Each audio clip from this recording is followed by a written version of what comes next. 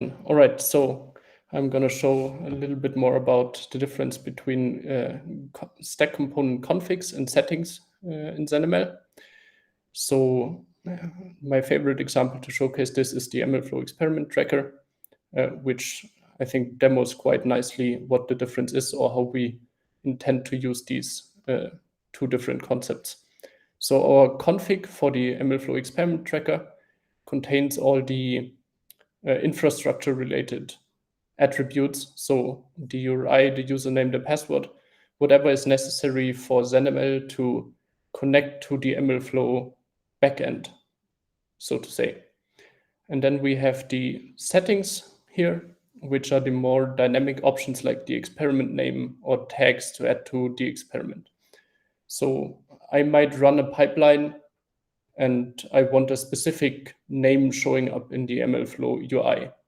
Or I'm using an experiment called develop for all my develop experiments, and then I have a production experiment, which I use for other pipelines that I run. So these make sense for you to set for each pipeline, maybe even for each step separately. And that's why we allow them, like we allow you to more dynamically configure this. For example, as a setting on your pipeline, you could do the same thing on step. Yeah, exactly. That's how you specify them. And we now extracted all the settings from all our stack components, which makes sense to be configurable in this dynamic way.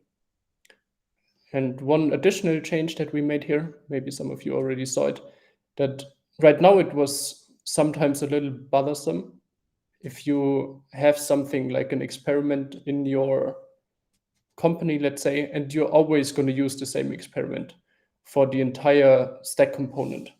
That would mean that if I have 10 different pipelines, I would need to set the experiment name on each pipeline, even though it's essentially the same value and I'm never going to change it. So how we treat those now is that each stack component config essentially inherits from the settings object.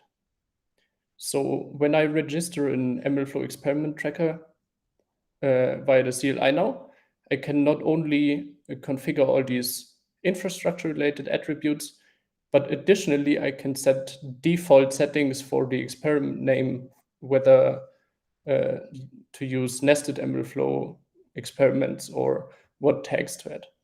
And those are for each pipeline or for each step that is running with this experiment tracker, those default settings configured on the stack component will be used, unless obviously you override them on a more fine-grained level, like a step or a pipeline, in which case they get overridden.